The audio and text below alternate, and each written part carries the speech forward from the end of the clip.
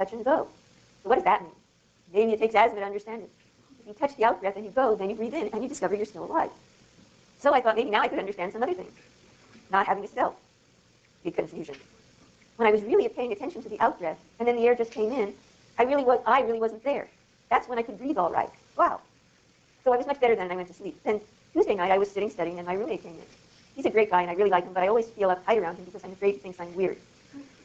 You know, I've always been the sick kid. It occurred to me, suppose I just breathe out. I mean, suppose I just pay attention to what a great guy he is, and that I like him, and not because he might think I'm weird, and that I'm feeling uptight because I think he might think I'm weird. So I looked at him, and he looked a little down, and I asked if something was the matter, and he told me about it. It was amazing. Pretty soon, we were joking around and laughing, like it was as natural as breathing. Well, the last thing is, what I was studying for was a make-up midterm in statistics. I was trying to figure out what would be on the exam.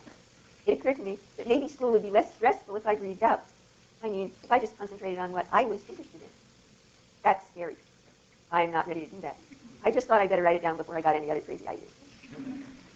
All right, it's practical. I never thought of meditation as doing that before, but there it is. Okay, second paramita is discipline, and this is pictured as the sword that cuts obstacles, and in his left hand the warrior was holding this thing. So, okay, discipline. You do need to breathe out in order to breathe in. That is, you have to actually do one of these things. And the ego fear is, if I really let go, I will never do anything. I have this design. Okay, this is, I have to keep beating myself so I'll do stuff or watch out. And I call this meditators tend to call this the enlightened jellyfish myth. If I don't hold on, it'll dissolve. And so the wisdom thing is, no, it's very natural to do things if you're not beating yourself. So I have another, this is from a depression story last time, much later in the course that a student had. So the headliner of this, I'm depressed. So I lay there thinking, I've had it. This is, she can't get out of bed in the morning. And it was part of an explanation of why she wasn't in class most of the time. I've had it, this is the end. I don't want to do anything. I'm not going to do anything. Felt like I lay there for hours, 3 or 4 hours. But it turned out later it was only about 15 minutes. When I suddenly realized that I was lying there thinking, I don't have to do anything. And I realized that I wasn't depressed. In fact, I felt like I had a really good long sleep. In fact, I felt kind of reborn, new. I didn't have to do anything, so I could just stay there. But I wanted to get up, so I did. Okay, the Atisha saying that goes with this is, the sequence of exchange begins with oneself. In other words, breathe out first, or be kind first, or do what you need to do, like saying, I really don't have to do anything first. Oops. And also just saying no to ego voices. Okay, so, all kinds of, yeah, but no, come in. So just say no, and the image is like walking down the street in a crowd. Notice how you don't bump into people. In fact, the only time I've seen anyone bump into anyone, where 2 people who were all right walking around in a crowd bumped into each other, was on this campus, where there were 2 students, both of them talking on cell phones, and one of them was also drinking a thing through a straw at the same time. They just went, so that's why, being in contact with your environment is a good idea, but, okay, so, just walking down the street and not going into the pizza parlor unless you want to. Don't let it drag you in. Okay, 3, patience. It's your natural armor, and notice the illustration of patience and natural armor is that the guy is naked. So the natural armor is letting go and radiating kindness and having good intentions, and then the things don't attack. So it's not, normally we think of patience as your friend hasn't come yet, and your appointment was, or your doctor is, you're sitting there for 3 hours and you read all the Reader's Digest and jokes and stuff. So it's not just waiting, because that's an ordinary time. It's tapping into another mode of knowing time. And there's a Taoist term for pre-eternity. That's where all your trigrams are arranged in perfect harmony. So we're going to meet this notion of time later. That's what it is. Now, the ego says, no, but if I don't anticipate and fear and stress, it's not going to come about. So I have to worry. My friend isn't here yet, or they're definitely not going to come. Or my mother had this kind of ritual of before you left the house, you had to worry about everything that could go wrong, or it would. Well, made her very unhappy.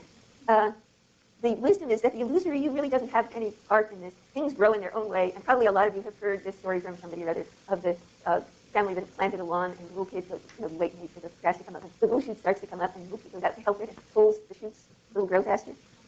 Like, you know what happens. You have to let it grow. And your ordinary patience can come out of that. Okay, 4, exertion, the horse.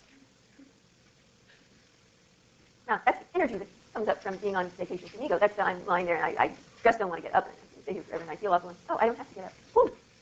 No, actually, I'm hungry, or whatever. And it also comes from doing what truly inspires you. You have noticed when you are doing the thing that you want to do, lots of energy. Don't want to cut it off and go to sleep. But go to sleep anyway. Another one, if I let loose my energy, I'm going to get in trouble, like the time when whatever. And yes, actually, you will if you're acting out of impulse. But when you're really tuned into the situation and have released and are really there, then that wisdom, I'm going to use a technical term in emotion psychology, it modulates the energy to where it should be. So when you're really tuned in, you're not going to get hypermanic or do whatever impulsive calls for. Right? Next one, meditation.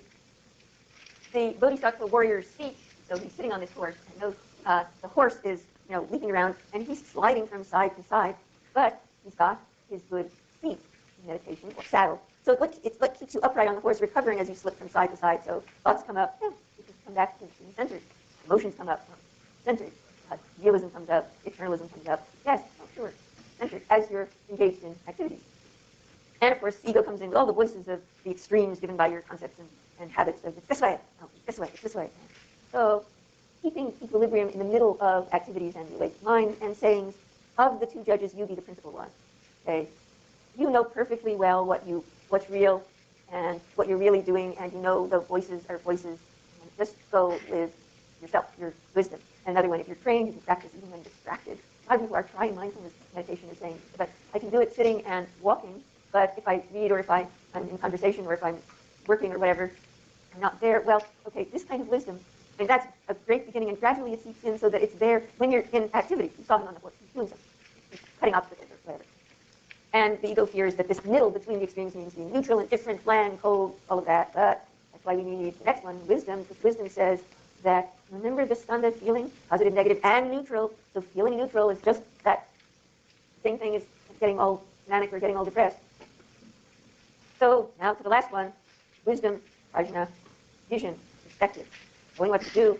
And that was our pilot light back of, now the Heart Sutra. And so it turns around, and at the end, it's reached, now we've reached it by the bodhisattva path of compassion, instead of just by meditation. And it comes back as the guide and the protector.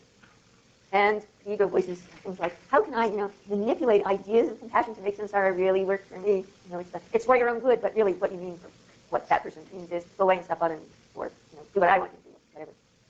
So the relative bodhicitta prajna sees through those tricks and sees what really needs to be done. And so you get all kinds of sayings like, don't wait in ambush. I've forgiven them, but now I'm just going to wait till they make a wrong move next.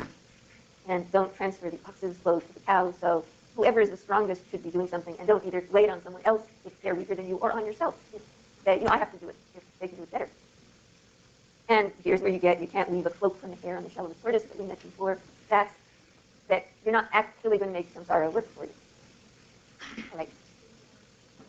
I have 2 more minutes, and we had one compassion meditation at the beginning, and I just want to tell you about another one, which is called Tonglen, which is amazingly natural, though it sounds weird. And here's the natural part. A number of years ago, I think it was like 6 years ago, 8 years ago, or longer, it was before Telebears, when this class was just kind of more getting started, and students would have to actually come into class and sign things for them to come in, and the class was getting fuller and fuller, and the weeks went on. People were dragging in chairs. It was over in Pullman, and sitting on top of tables and talking to each other. And they kept, because they were coming in person, telling me their wonderful reasons for taking the class, and I felt I was, my role is to be a judge and keep people out. It sort of wasn't working. And then it was the 5th week, and into my office came a student who said, can I still get into this? When I said it. And I thought, the planet now. I thought, well, okay, now I'm going to do my duty. Why do you want to take it? And he said, I don't know. What's your major? No, engineering. What year are you? Sophomore. Okay. Have you ever meditated, or why do you want to take it? Oh, well, because I was playing on the grass, and engineering just being in school here just didn't make me happy. And I thought, well, I'm going to drop out. And I thought, well, my folks have already paid for this year, so I'll look in the catalog and see if there's anything that I want to take. And so we saw this class. Just not, I want to take that. You ever meditated? Well, maybe. Well, actually, yeah, but I did it all upside down and backwards. So the story is, in high school, he was on the basketball team. He was very tall. And the basketball team had lost every game of the season. And so one day the coach came in and said, all right, guys, I'm going to fix you up. We're going to meditate. Lay down. Lay down on the floor. He said, all right, now, I want you to breathe out everything that's wrong with this team. Everything that's wrong with you. Just, breathe it all out. See it as a big, dark, stinky cloud. And then I want you to breathe in everything's good. Confidence, we're going to win, and you're going to, work well with each other. None of this fighting on the court. You're going to, all of that. So he was lying there, and he thought, yeah, pretty old floor. Look, everybody's breathing out all this stuff, and I have to breathe it in. Ooh. And he thought, that's how come my folks fight all the time. So he thought, okay, I'm going to do it my way. Yeah. And so he started breathing out all the good stuff, and said, I'm going to be a vacuum cleaner. I like it clean, Breathing in, everybody, they were breathing out. And he said, it was funny, I just felt real good. Well, okay, he invented on the spot this practice, and the trick is that you're just breathing it into the Nectar. You're taking in and into the wisdom level where everything is released. You are, for others, releasing all the junk, and you're breathing out all the radiance. So, give it a try if you feel like it. And fruition is, there's the Bodhisattva warrior with his gift, his sword, his armor, his wind horse, his wild horse that he can ride, stable, sitting there in his seat, guided and protected by wisdom, and he rides forth, ride forth.